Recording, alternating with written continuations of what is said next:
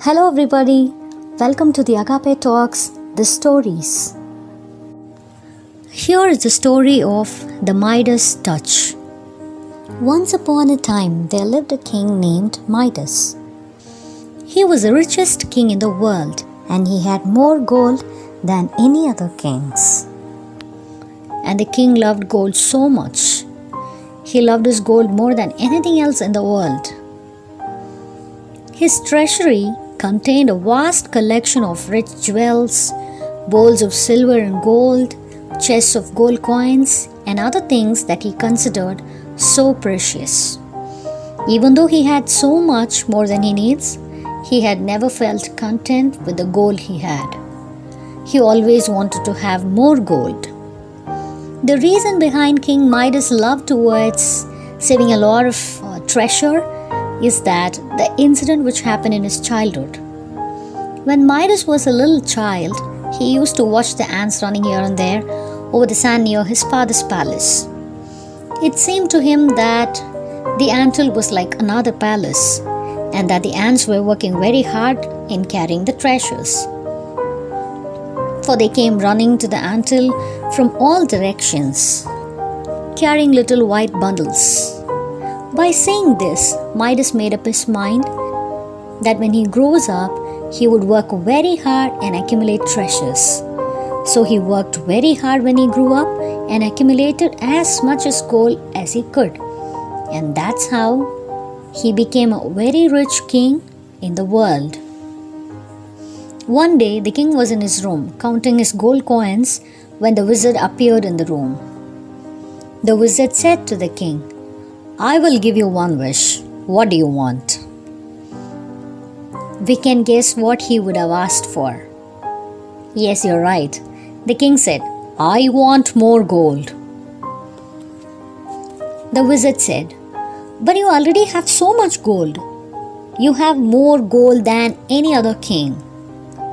The king replied, "I know I have a lot of gold, but gold is the best thing in the world. So I want more. I wish that everything I touch should turn to gold." The wizard said, "All right, starting tomorrow morning, when you wake up, everything you touch will become gold. But I will warn you, this gift will not make you happy." But the king said, "I am ready to risk." So the next day, the king woke up very early. He was eager to see if his wish came true and if everything he touched turned to gold. The king touched his bed lightly with his hand. To his wow, the bed turned to gold. He touched a chair and a table. As soon as he touched them, they both turned to gold. The king felt extremely happy. He ran around the room, touching everything he could see. Everything turned to shining yellow gold. Soon, the king felt hungry. So he went to the kitchen to eat his breakfast. But when he picked up a glass of water and tried to drink it, the water turned to gold. He couldn't drink even a drop of water. He wanted to eat some bread. But when he touched the bread, it turned to gold. He wanted to eat some meat, but when it touched his mouth, it turned to gold. He couldn't eat anything. Everything was gold. His young, lovely daughter came running into the room. The king loved his daughter very much and he gave her a big hug. But as soon as he touched his daughter, she turned into a golden statue. She couldn't move. Suddenly, all his bright treasures began to look ugly to him, and his heart grew as heavy as if that too were turning to gold. The king had a feeling of great fear in his heart, and he felt as if all his joy had been taken away. In that sadness, he cried out to that wizard who had given him the gift of the golden touch. "Wizard!" he called and begged the wizard to take back his fatal gift. "Please take away this horrible gift. Take all my gold. Take all my money. Take everything. Just give me back my daughter," the wizard appeared and stood in front of the king.